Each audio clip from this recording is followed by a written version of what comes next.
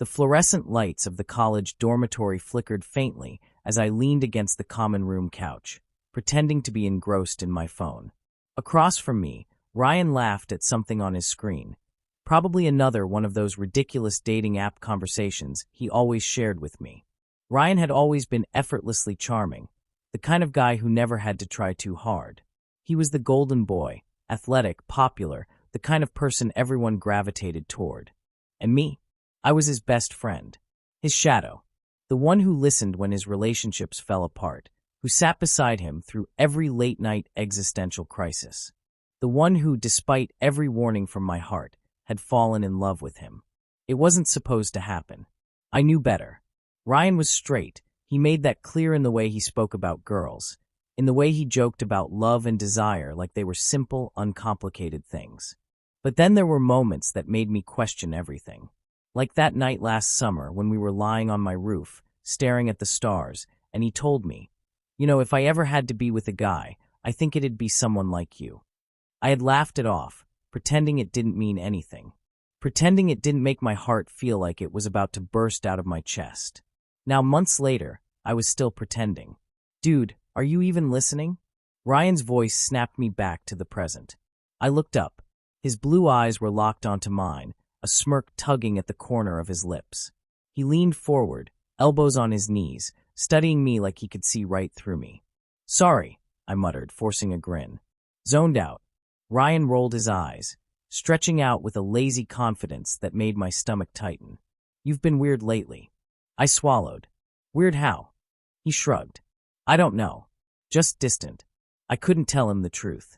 That every time he touched me, even casually, a pat on the back, a playful shove, it set my skin on fire. That I spent too many nights staring at the ceiling, wondering what it would be like if things were different. Instead, I said, just stressed about finals. Ryan didn't look convinced, but he let it go. He always did. The conversation shifted back to lighter things. Weekend plans, some dumb prank his friends were planning. I listened, nodded, laughed in the right places, but my mind was elsewhere. Then, just as he was getting up to leave, he hesitated. Oh, he said, as if just remembering something. Can you meet me later? Like after midnight. I frowned. Why? He rubbed the back of his neck, suddenly looking uncertain. I need to talk to you about something. Alone. Something about the way he said it sent a shiver through me. There was an edge to his voice, a seriousness that wasn't like him. Where? I asked. The storage room. The one in the basement. I hesitated. It wasn't an unusual spot. We'd snuck down there a few times to get away from the dorm noise, but something about this felt different. Ryan gave me a lopsided grin, the kind that always disarmed me. Just trust me, okay? And that was the problem. I did. Maybe too much. The dormitory halls were eerily silent at midnight, the usual buzz of student life reduced to the occasional murmur of late-night crammers. My footsteps echoed as I made my way down to the basement, my heart hammering harder than it should. Why was I nervous? Ryan and I had been here before. It wasn't like he'd never asked me to meet him in some random place before, whether it was to talk, to vent, or to escape from the chaos of college life. And yet, something about tonight felt different. I reached the storage room door, hesitating before turning the handle. The dim light inside flickered, casting shifting shadows over the stacks of old furniture and forgotten supplies. Ryan stood near the center, hands shoved into the pockets of his hoodie, his expression unreadable. You actually came, he said, his voice quieter than usual. I forced a smirk. You asked me to. He nodded, then exhaled like he was psyching himself up for something. Listen, he stopped, shaking his head. This is weird. I don't even know how to say this. I swallowed, my pulse quickening. Just say it. He glanced at me, then away, before finally taking a step closer. I've been thinking a lot lately. About things. About us. The air between us grew heavy. Us. I echoed, barely able to get the word out. Ryan gave a small, almost nervous laugh. Yeah, I know you, Alex. Better than anyone. And I've been wondering, maybe there's something more here.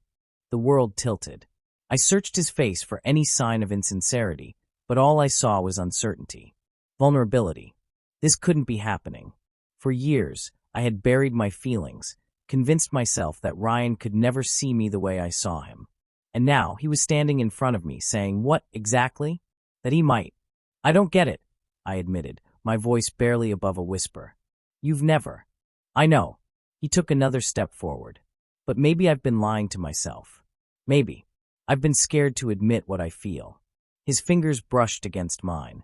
A barely there touch, but enough to send a shiver down my spine. Ryan had always been close, tactile, teasing. But this? This was different. This was deliberate. My breath hitched as his hand moved to my jaw, his thumb grazing my skin like he was testing the moment, waiting for me to pull away. I didn't. Tell me to stop, he murmured. But I didn't want him to.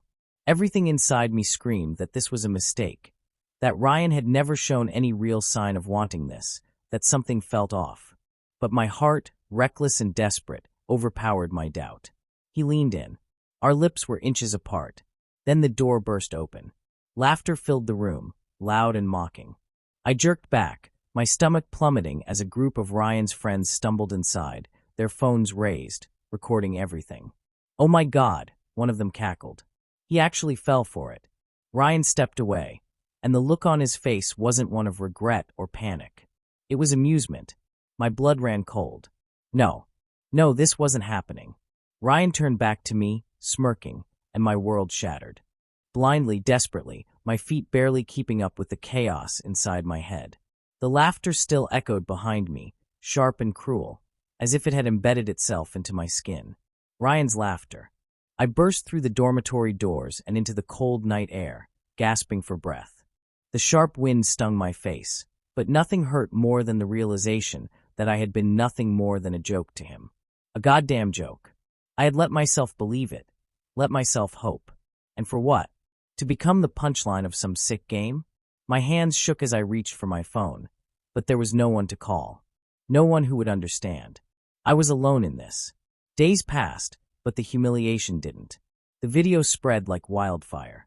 A 5-second clip, just enough to show me leaning in, my expression soft, trusting, vulnerable. Just enough to capture the exact moment my world crumbled. The comments poured in. Damn, he really thought Ryan wanted him? LMAO, this is brutal. Why would he even try that? Desperate much. I stopped going to class. Stopped checking my messages. I couldn't face them, couldn't face him. Ryan, of course, moved on like nothing had happened. I saw him in the dining hall, laughing with his friends, surrounded by the same people who had filmed my humiliation. He never once looked my way. Like I was nothing. Like I had never mattered. The confrontation. But he wasn't going to get away with this. I cornered him outside his dorm, blocking his path before he could brush past me. He sighed, rolling his eyes. Alex, come on. Don't make this a thing. A thing. My voice trembled, but not with fear. With fury. You humiliated me, Ryan. In front of everyone. He shifted uncomfortably, glancing around as if hoping no one was watching. It wasn't personal. I barked out a bitter laugh. Not personal. You made me think. My throat tightened, the words choking me. He crossed his arms. I didn't make you think anything. You just assumed. The sheer cruelty of it knocked the air from my lungs. I trusted you. Something flickered across his face, guilt maybe, but it was gone in an instant. He scoffed. Look, it was a joke. A messed up one, sure, but you'll get over it. Get over it. As if my dignity wasn't scattered across campus like confetti. As if the betrayal didn't ache like an open wound. I stepped back, shaking my head. I feel sorry for you, Ryan. He frowned. What? I feel sorry for you because one day you're going to realize that the only joke here is you. I turned and walked away. I didn't stop, didn't look back, even as my heart begged me to. Because I was done giving him power over me. And for the first time, I meant it. The whispers didn't stop overnight, but something inside me did.